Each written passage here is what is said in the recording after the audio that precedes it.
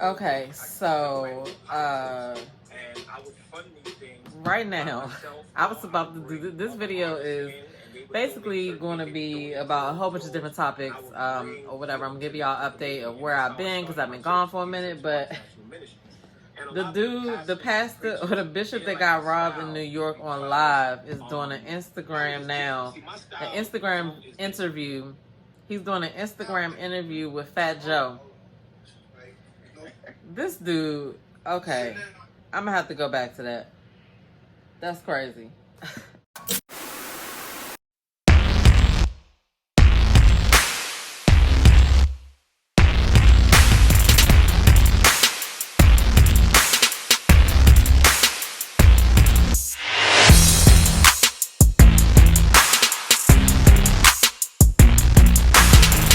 Fine, whatever.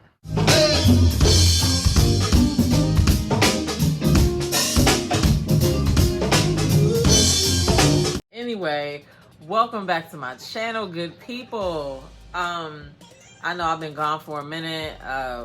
You know, trying to do YouTube with a full-time job, sometimes the job takes precedence. So if it ain't one thing, it's two things. So it's just a snowball effect from there. So I feel like I've been really missing doing videos. And so I'm back, you know what I'm saying? I had a chance to like write some stuff down and figure out what direction I want to take my channel. So y'all know that I do reviews. I'm a part of the Kamisha Reviews crew, but I started my channel on my health journey and my weight loss journey and just living a healthier life as a woman over 40. So I want to incorporate both of those things. Y'all know, if you watched my channel before, you know I was reviewing Ready to Love and I was reviewing Love and Marriage DC. I was doing that because it was in DC, but I got busy and I lost some time, and then it was just too late to catch up, so I just let the season finish out. But I do have a couple of thoughts on that I will share in this video. But yeah, so we just, you know, this is just like a little chat, you know what I'm saying? I came by to see what your girl DJ was doing, what I've been up to, and obviously I've cut my hair, elephant in the room, you know what I'm saying? But I have to say, I'm really feeling this shortcut. Like, I don't gotta do much to my hair at all. And so I should have cut my hair when I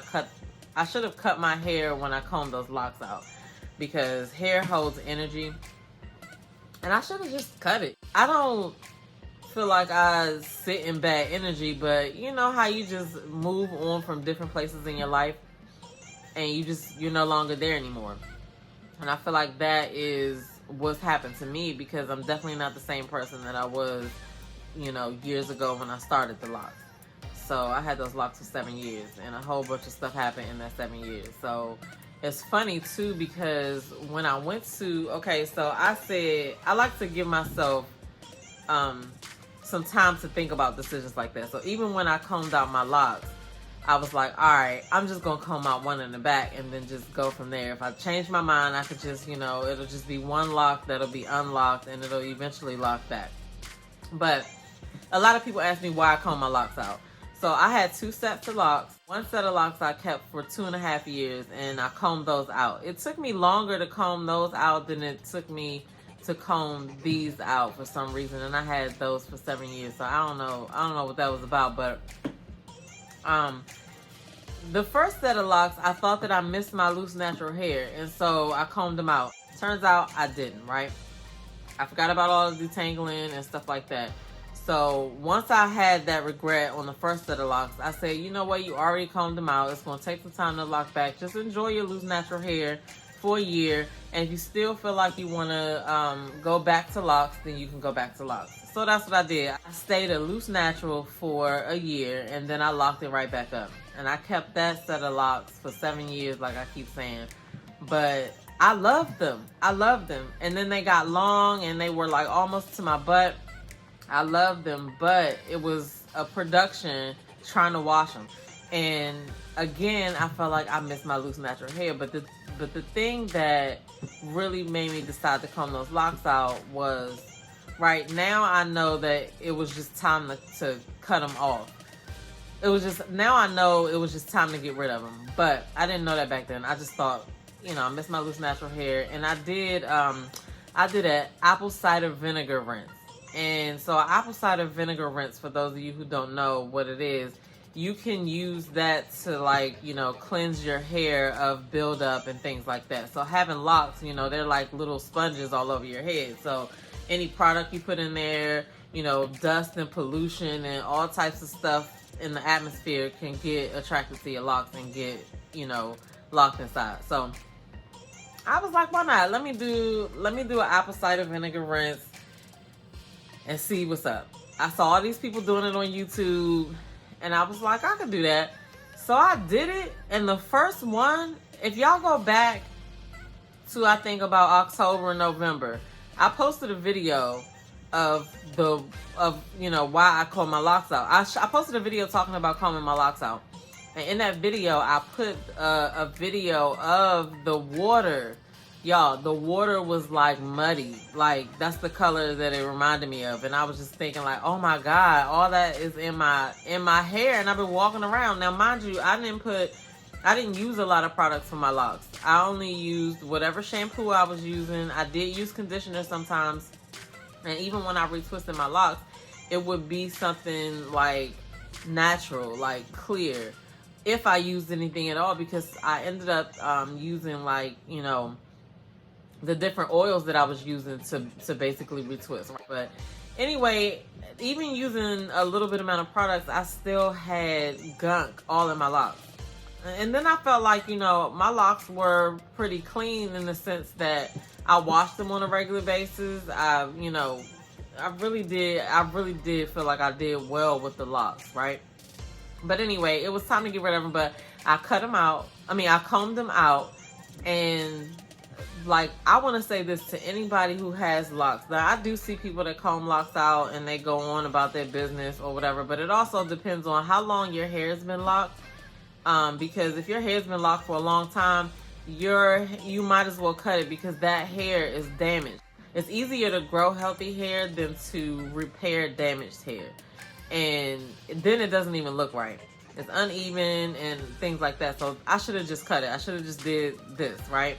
Anybody who's thinking about combing your locks out, if you just absolutely do not want a short haircut, then do what you do, but just know that it's going to be fried pretty much, kind of.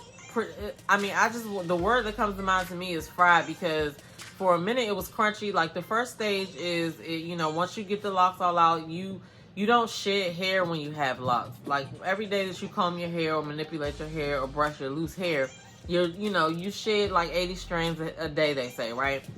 And that comes out in your comb and your brush. So when you have locks, all that hair just bonds together. And so you don't get any shed hair. So even when I took out my locks, I had a big afro ball of like just loose hair, because the hair on the end of the lock is not attached to the scalp.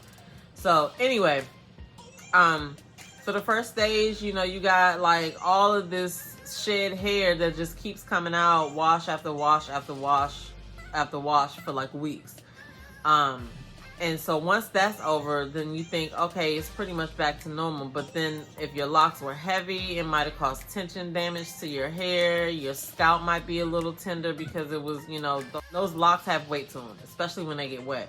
And if you wear your hair up, it could take some ease off of that tension. But it also depends on how many times you're retwisting and things like that. So it can thin your hair out too. So I had a whole bunch of different issues that I was like noticing, and I was just like, it's just time. So after that, I'm thinking, I want all these cute 2-strand twist styles, and I'm looking back at old pictures, and my hair's just not doing the same thing that it was, when I was loose natural before. So I thought about it, and I thought about it. I said, why won't you just get your hair cut? Like, it's hair, it's gonna grow, just like it's been growing. So I was like, all right, I'm gonna cut my hair next weekend. I'm gonna find a barber. I'm gonna collect some pictures of some different little haircuts for inspiration, and I'm gonna get it cut next weekend. Well, I said that to myself on Saturday night. Sunday, I kept thinking about getting my hair cut. I kept seeing like all these cute haircuts. It just stayed on my mind that I wanted to get my haircut. So I would just keep on looking up pictures, looking up barbers. On Monday when I woke up, I couldn't think about anything else. I said, I know most barbershops are closed on Monday, but I have to find a barbershop that's open today so I can get my haircut. And so I had already narrowed it down to like 3 barbershops. When I went in there, I had a whole different thought of what I was going to do. But once I sat in the chair, I was like, get rid of it. All of it. I don't want to be bald, but I want you to take it low as you possibly can while leaving a little bit of length and just make it look good. Make it neat. And he did that. He did a really good job. I really am happy with the decision that I made. Like I said earlier, hair holds energy, and I didn't really, it's not like I didn't know that, but I wasn't really thinking about that when I was thinking about getting my hair cut. But once it was cut, I felt it. I felt it. Like, I don't know how to explain it to you. I mean, anybody out there that's ever cut their hair and felt a freeing weight lifted off of their shoulders, like, comment below, because that's exactly how I felt and feel. So I'm very satisfied with the cut. I haven't decided how far I want to let it grow out. I do want to enjoy some styles that, you know, require a little tiny bit more length or whatever, but for right now, I really like this. So anyway, so that's that on the hair.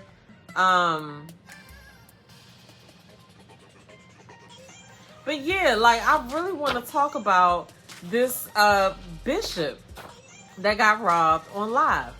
Now, if you have not heard about this, I don't know where you've been, because everybody on YouTube that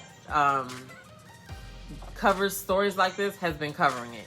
And so the Plainest Jane did a very good breakdown of this situation. Tasha K interviewed the dude, and I watched that interview as well. And I'm just going to say, like, if this Bama is lying, like, he better not be lying. Like, I really hope nobody, you know, drops the dime on him if he did have anything to do with this. But, you know, when stuff like this happens, I don't want to think the negative on things like this, because it has to do with God. You know what I mean? But then there are some things that kind of give me pause about him, because, like, right now, he making rounds. Like, I do understand the need to make people aware of certain things, but it's like he's doing a little bit too much. You know what I mean? With the pink glasses and stuff. Like, I don't know. I don't have nothing against the brother. I don't know him or anything like that. I never heard of him before this whole situation. But I don't know, y'all. What do y'all think? Have y'all seen all of these different rounds that he's making, and any of the videos that people are putting out? Like, comment below to tell me, am I tripping? Am I tripping? Because I want to believe it. It's like when somebody, you know, says they've been assaulted or something. It's like you want to believe them, but like if they kind of move funny, it's like it makes you question it. So I don't know. I guess it's more to come on that, because he's still doing these interviews. And so in these interviews, he has been bringing up his dad. So his dad was killed by the police years ago. Okay, so let me see something, because I looked this up, because I was like, what is he doing? Because a lot of times when people do stuff like this, and if it is for clout, they are trying to promote something. Now, he is, you know, involved in a lot of things, and like I'm gonna talk about a little bit of that in a second, because that was another thing that gave me a pause about him, because he has like this he has this baptism coming up that he's doing. But let me see, what's his name? LAMOR Whitehead. I think his father's name was Arthur. Yeah, so I looked this up, and it was the first. So I looked this up, and I found it on the Daily News, the New York Daily News. It says, this is an article from June 14th, 2020. This was around the time of the George Floyd case that this article came out. And the title is, "The First I Can't Breathe in Modern Times, Victim of 1978 Police Chokehold Death in Brooklyn Remembered." Now, see, I would have thought that we would have heard about him then. Now, maybe he was out there talking and things like that and doing a lot of stuff around that time, and we just wasn't aware of it because that situation was so huge that we were just focused on George Floyd and his family and things like that. And then I think the Kwame Brown stuff had started to come out because I remember them saying that Stephen Jackson looked like George Floyd, and then later on, Kwame Brown and Stephen Jackson, that whole beef thing that they had started. But anyway, so yeah, June 2020, and it says LAMOR Miller Whitehead was 6 weeks old when his father, revered Brooklyn businessman Arthur Miller, died in a Cops Billy Club chokehold. 42 years later, the loss no less painful, Whitehead wonders why it's taken so long for society to embrace police reform. I'm surprised we didn't hear about this. I totally was not paying attention to him. Where's the rest of the fucking article? Oh, you got to be kidding me. Okay, so this is a picture of his dad right here. He was a Brooklyn civic leader, Arthur Miller, who died at the hands of the police during a struggle in 1978. Today is a difficult day for me, Whitehead said Sunday, standing at the corner of Nostrand Avenue and Park Place where his dad died in 1978. These officers took away some of my future. I don't hate police. I hate the spirit of racism. It's not about police. It's about the culture of racism, Whitehead said. Miller, a 30-year-old black businessman and civic leader, died after an arresting officer used a nightstick to choke him into submission on June 14, 1978. Mr. Miller was the first I can't breathe in modern times. Borough President Eric Adams thundered on Sunday. If we had responded then, we'd be living in a difficult city and country today.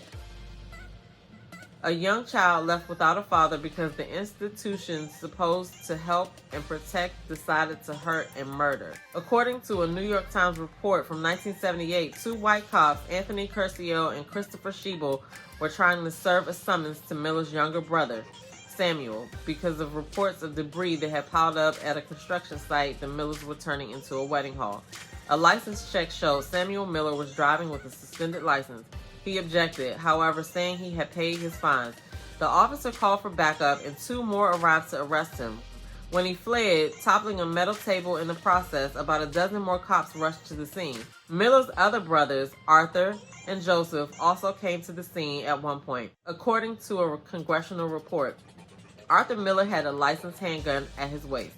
In the ensuing chaos, police subdued and choked Arthur Miller. Witnesses said from... Oh, shit. So, trigger warning, because they're about to explain what happened. In the ensuing chaos, police subdued and choked Arthur Miller. Witnesses said foam was coming from his mouth and they could see his feet sticking out of a police car window as it drove off. That's ridiculous. Arthur Miller died at the 77th Precinct Station House. 9 of the officers refused to speak with police investigators, the Times reported. And though Miller's death sparked protests and petitions, a grand jury refused to indict any of the officers involved.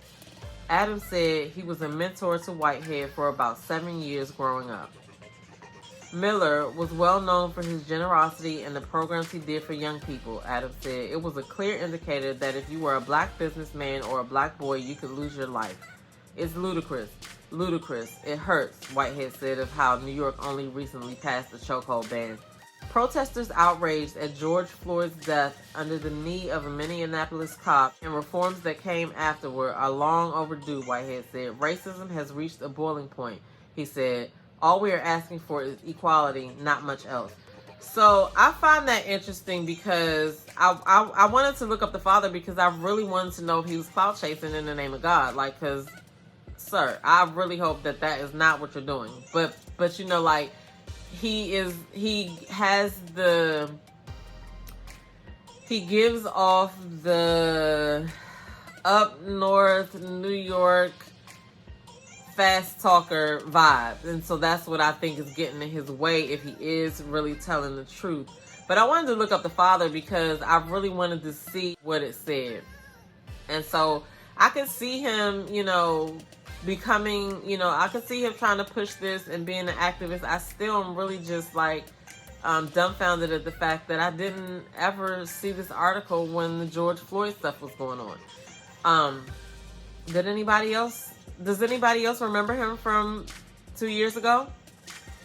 In the Tasha K interview, she said she reached out to him way before this happened because they were impressed at the stuff he was doing in the community. So, like, he could be, telling the truth. But the thing about his flashiness is what's getting everybody, I believe, because he did another live on Instagram where he showed his prayer closet. Now, people could pray. I think people are praying to get in there because he got all these designer suits and shoes and things like that. And it's like, okay, what is the purpose of you showing that? Because you just got robbed on live. Do you want them to come rob your house next? Like, I wasn't understanding. Like, I wouldn't even turn the camera on in my house if I was him. I don't know. I mean, it's one thing you don't want to live in fear, but you also have to be smart. Like, if I won the lottery right now, I'm not about to go outside and, like, tell everybody I won the lottery. Like, I don't know. Maybe it's just me.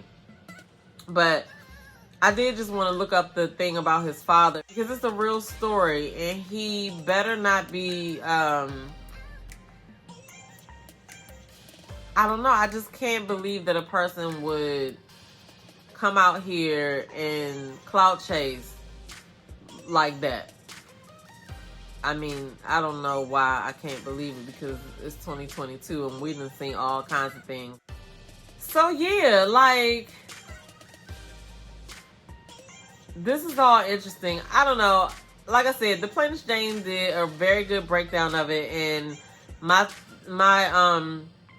senses are telling me that if the interview with Fat Joe is interesting, she's gonna definitely have something to say about it. So y'all make sure y'all go over there and subscribe to her because I'm pretty sure she's gonna talk about it again if something important happens about it. But anyway, what else is going on? Let me see where my paper at. I had to write stuff down. So anyway, reality TV. So we're gonna talk about Love and Marriage DC. So I did keep watching even though I wasn't doing the reviews, and I honestly am glad that I stopped doing those reviews because that show hits a little bit different for me because I started liking a few of the people on the show, and I just felt like I'd rather watch this show versus talk about it. It's because one of the things that I really am learning about is, the power of editing. And I know a lot of people are like, you can't blame everything on editing, but no, you can't. But the shit they can do with editing is amazing. And it's not even really about what they take out and what they put in. It's the order in which they set the stories up because they're creating storylines, right? We can see something that happened, but we just don't know when it happened. And so it gives us a false understanding of what's really happening. And since these are real people here in the city that I live in, I was like, nah, I'm good. I'll just watch it. But I do fuck with the Tylers, and I do fuck with DJ Quick and Ashley. Everybody else is cool, whatever. I don't know about Monique. Monique, I don't know, because I don't know about Monique. She seems like she cool, but I don't know. But those are my two couples or whatever. But I think that it was a good show. I think that there's probably a lot that they left out. I think that they could probably, if they do a season 2, I hope that they actually get more of their life, because there's a lot of stuff that goes on here in DC, and he's like a huge party promoter here. So then Raina is doing a lot of stuff, and they, it's sad that they cut the Lions couple out, and they didn't even really show much of them this year. And I keep hearing Jamie say they had a really good story. They got a lot of positive stuff going on, but because they didn't have any drama, we didn't get to meet them. So that kind of tells you a lot about the things that we do see when it's packed with, the things that we do see, especially if it's surrounding drama. Like, is it real? Is it somebody telling them to do it? Like, what's going on here? So Anyway, overall though, I did like the Love and Marriage DC. I watched Love and Marriage Huntsville for a little bit when it first came out, but I've not seen the most recent seasons. But Love and Marriage DC kind of hit a little different for me since I'm from here, and I liked it. You know what I mean? Maybe I'll binge watch Love and Marriage Huntsville, but so that's that on Love and Marriage. I'm not gonna review any shows like that. Like I'm going to still do reviews, but my reviews are gonna hit a little different. I'm not gonna give y'all no recaps or play-by-plays. You're not gonna be able to come over here and find out everything that happened in the show. What you will hear are the thoughts that I have about things that stuck out to me for the show, and then we'll just go from there. You guys can get in the comments below, say you loved it, you hated it, whatever. But I'm definitely still here for the reviews. Speaking of that, Ready to Love is back. Ready to Love started this past Friday, and they in Miami right now, and this season looks spicy, okay? So I will have a lot to say about that. I'm gonna do a Ready to Love video. Y'all will probably see it tomorrow, or I'm gonna do a Ready to Love recap on episode 1. That's gonna be in a different video, but yeah, I'm here for it. I like it. I don't know everybody's names yet, but that's how it always is when it starts out. But so yeah, make sure y'all come back and check out. Make sure y'all come back and check me out for that. What else did I say I was going to talk about? So the last thing I want to talk to y'all about is that, like I was saying earlier, my channel started out like being about my weight loss journey, my health journey. You know, being a woman over 40 and being a woman over 40 and creating healthier lifestyle habits. So while I've been gone, you know, I was doing like these workout challenges and things like that. So I feel like I have to leave the challenges alone for a second, and I really need to be focused on an actual workout plan that I'm gonna do. So one day I went to like a juice shop. It's called Rutabaga, but it's kind of like South Block. If you know what South Block is, they sell like smoothie bowls. They sell fruit smoothies. They sell, you know, a lot of vegan stuff and like ginger shots and things like that.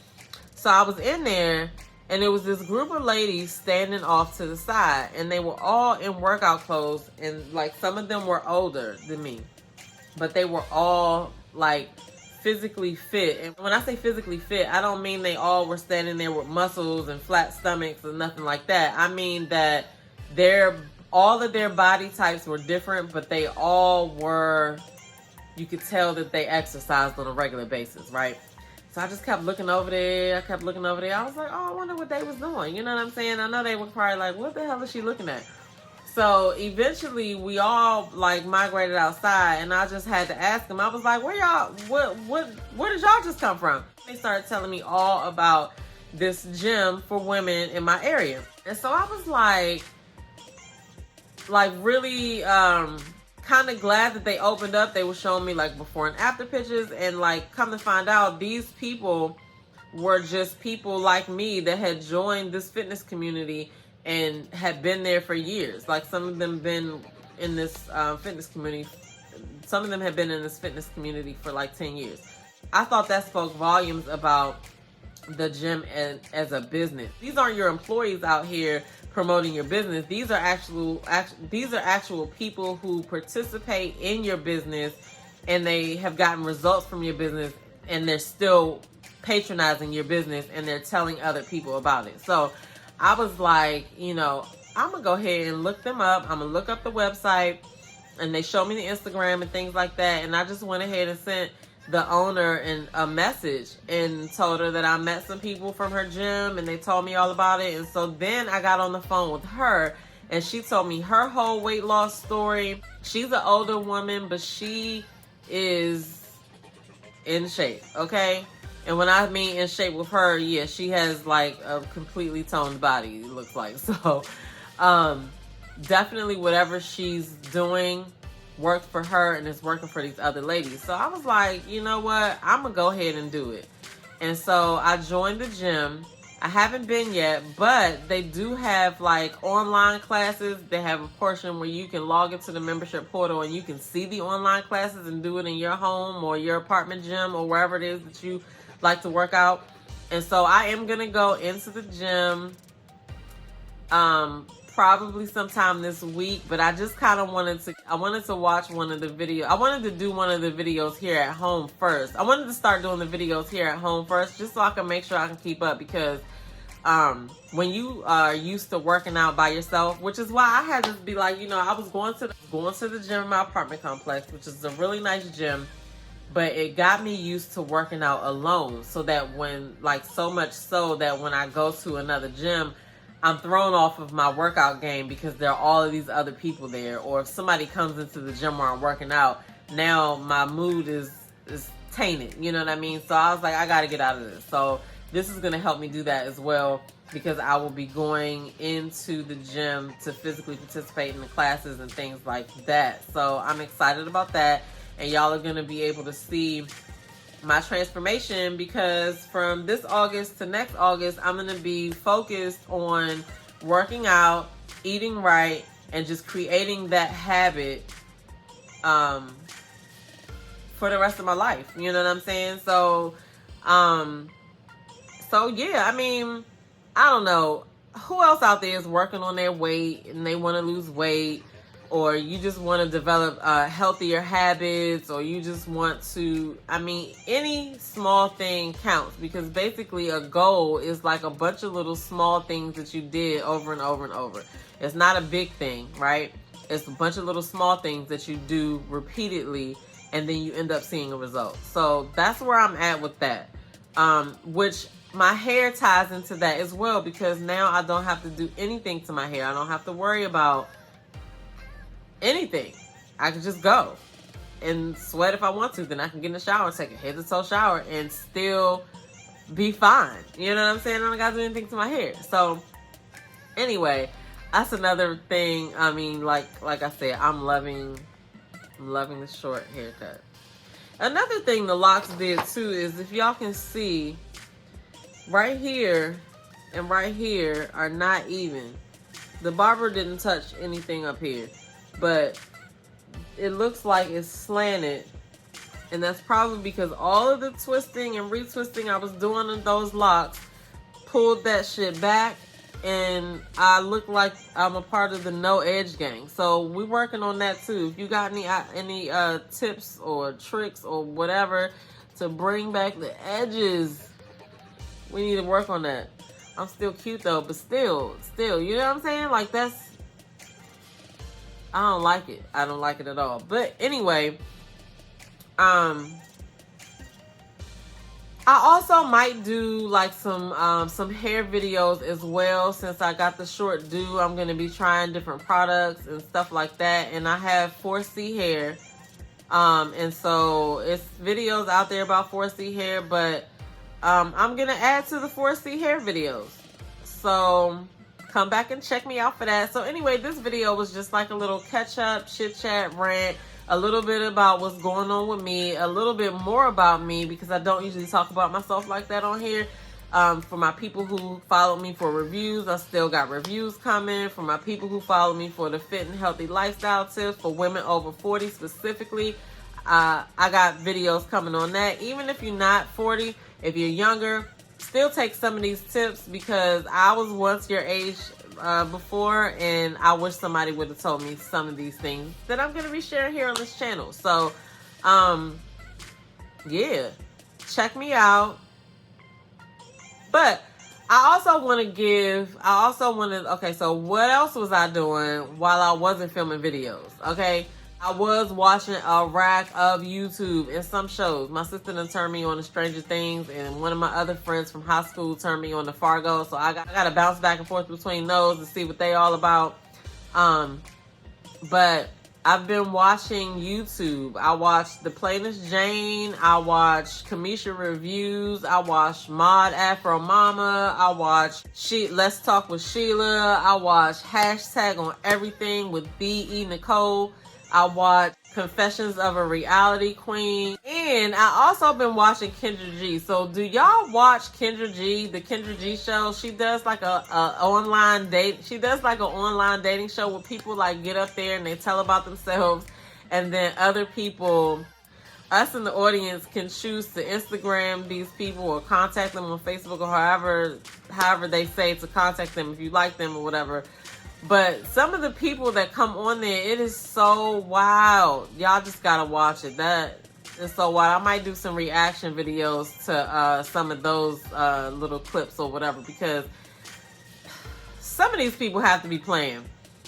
But it's interesting to me too, because sometimes when people get up there and they start to talk about what they want, when some people get up there to start to talk about things that they don't want in their partner or things that they want in their partner, when they start to hear themselves talk about themselves, when Kendra starts asking them questions about things that come up in the conversation, it's really, really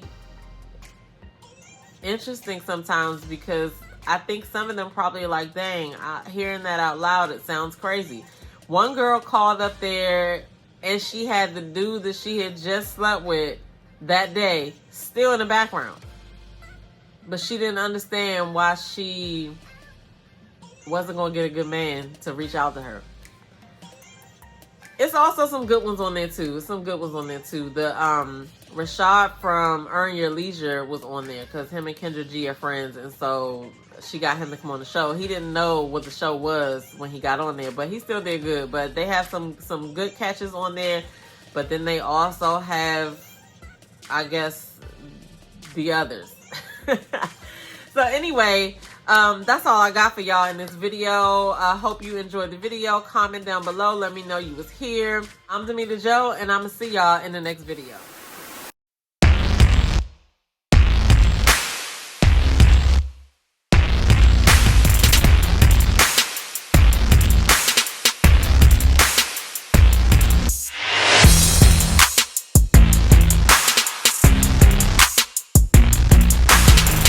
Fine, whatever.